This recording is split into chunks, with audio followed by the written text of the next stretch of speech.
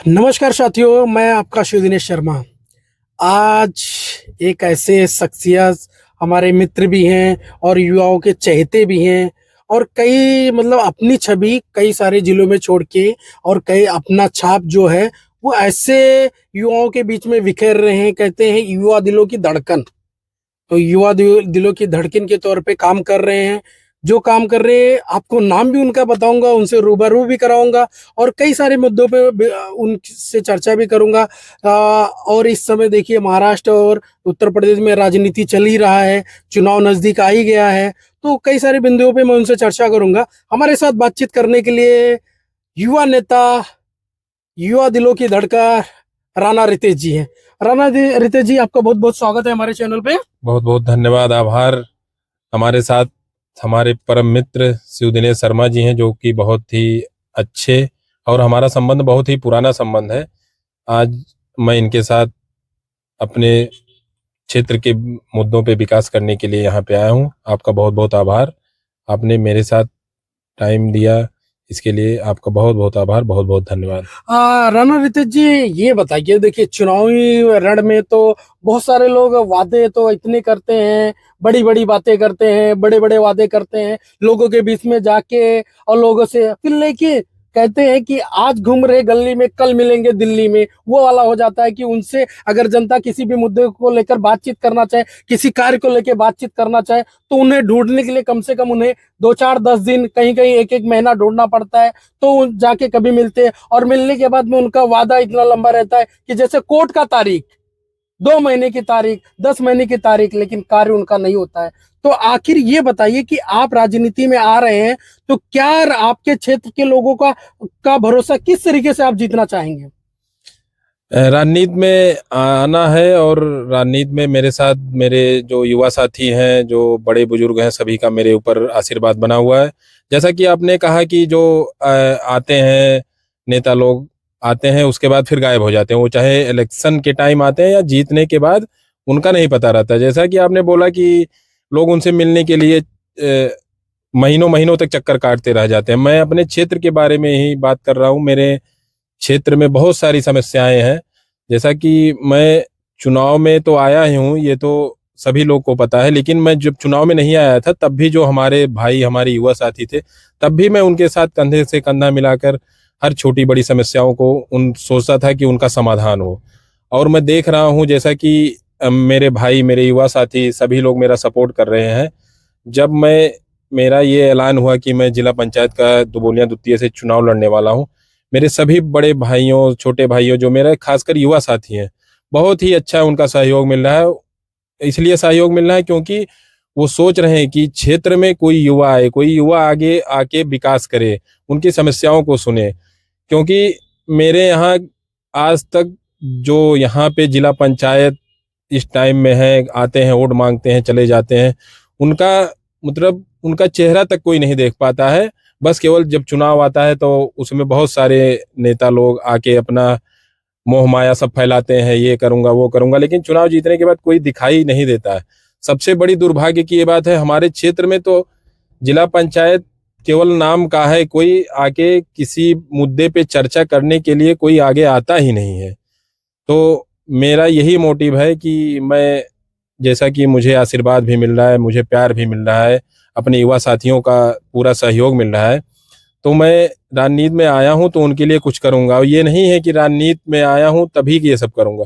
राजनीति अगर नहीं भी रहेगी मेरे साथ, तो भी मैं जब तक रहूंगा तब तक अपने क्षेत्र के, अपने साथियों के बारे में, विकास के बारे में उसको निरंतर आगे बढ़ाता रहूंगा। यही मेरा उद्देश्य। क्या रितेश जी, क्या जो लोगों के बीच में जब जाएंगे, तो क्या उनका नेता बन के जाएंगे या उनका भाई और बेटा बन के आप जाएंगे? नहीं नहीं, मैं तो अपने लोगों को बीच में जब जाता हूं तो अपने आप को नेता के रूप में देखता ही नहीं हूं। मैं तो उनका भाई, बेटा, और जो जिस तरीके से मुझे देखता है उसी तरीके से मैं जाता हूं। मैं आज तक अपने दिमाग में नेता वाली जो है बात लाया ही नहीं हूं। मैं सोचता हूं जितना मेरे भाई हैं, मेरे बड़े हैं, मेरे जो अ, अभिभावक हैं, मैं उन सभी को अपना बेटा, अपना भाई जो भी मानते हैं, उन सभी के बीच में सेम वैसा ही बना रहूं। मैं नेता बन के जाना ही नहीं चाहता। खास करके आपसे एक महत्वपूर्ण क्वेश्चन रहेगा। महत्वपूर्ण क्वेश्चन ये है कि आपके अंदर ये ख्याल कहाँ से आया कि भाई अब मुझे राजनीतिक क्षेत्र में जाके लोगों का विकास करना है? मेरे मन में यह है कि जब क्षेत्र का कोई युवा, मैं या कोई भी, जब युवा आगे निकलेगा तभी क्षेत्र का विकास होगा, क्योंकि युवा जमीन से जुड़ा रहता है, उसको हर मुद्दे के बारे में पता रहता है, कहाँ कहाँ कौन सी समस्या है और कैसे उस समस्या का निवारण मैं कर सकता हूँ। अब अभी आप देख रहे हैं प्रदेश में एक युवा मुख्यमंत्री हमारे श्री योगी आदित्यनाथ जी भी हैं, वो कैसा काम कर रहे हैं। और ऐसे बहुत सारे उदाहरण हैं युवाओं के, जो युवा निकल के अभी विधानसभा, लोकसभा सभी क्षेत्रों में आगे जा रहा है। तो युवा ही अपने क्षेत्र को आगे ले जा सकता है। जी, आपने एकदम बिल्कुल सही कहा कि जो देखिए अभी बिहार का जो चुनाव हुआ है, देखिए उसमें देखिए सबसे यंग में देखा जाएगा तो मैत्री ठाकुर जी आई हैं। ठीक है, तो आपने एकदम बिल्कुल सही कहा कि जैसे अगर देश का विकास होना या प्रदेश का विकास होना या क्षेत्र का विकास होना, तो युवाओं को आगे आना पड़ेगा और बढ़ चढ़ के हिस्सा लेना पड़ेगा। रितेश जी, एक महत्वपूर्ण और सोच आपसे क्वेश्चन करना चाहेंगे कि क्या लगता है कि आपको, आप जिस तरीके से आप फील्ड में उतरे हैं, लोगों के बीच जा रहे हैं, आपके युवा साथियों के बीच में जा रहे हैं, उनका क्या प्रतिसाद आपको मिल रहा है? बहुत ही अच्छा उनका रिस्पांस मिल रहा है। और मैं तो कभी कभी थोड़ा बहुत डीमोटिवेट भी होता हूँ, लेकिन हमारे युवा साथी जो हमारे साथ जुड़े, वो हमको निरंतर फोन करके, मैसेज करके, भैया आप चलते रहो, ये करते रहो, ऐसा काम करो तभी आपको और आगे। मैं उनसे उनका बहुत बहुत आभार व्यक्त करता हूँ। अपने क्षेत्र के जितना भी युवा साथी हैं, जो भी मुझसे जुड़े हैं, मुझे बहुत ही मोटिवेट करते हैं, बहुत ही अच्छा लगता है। मैं उनके लिए आगे आया हूँ और ऐसे आगे उनके साथ बना रहूंगा। बहुत ही अच्छा मुझे लगता है, बहुत ही अच्छा रिस्पांस भी मिल रहा है और मैं ऐसे ही निरंतर काम करता रहूंगा क्षेत्र के जी लिए। जी, बिल्कुल।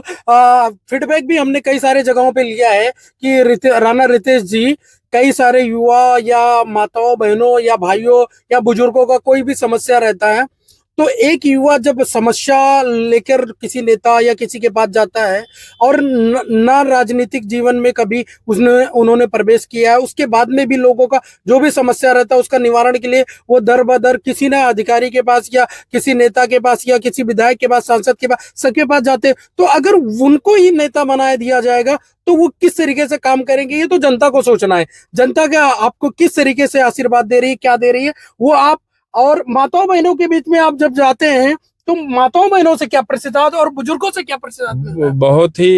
बहुत ही बुजुर्गों से मुझे बहुत ही आशीर्वाद है। सभी लोग मुझे मतलब ऐसा प्यार देते हैं कि मैं उनका आभार नहीं व्यक्त कर सकता। वो मुझे अपना बेटा मान के ही वो करते हैं।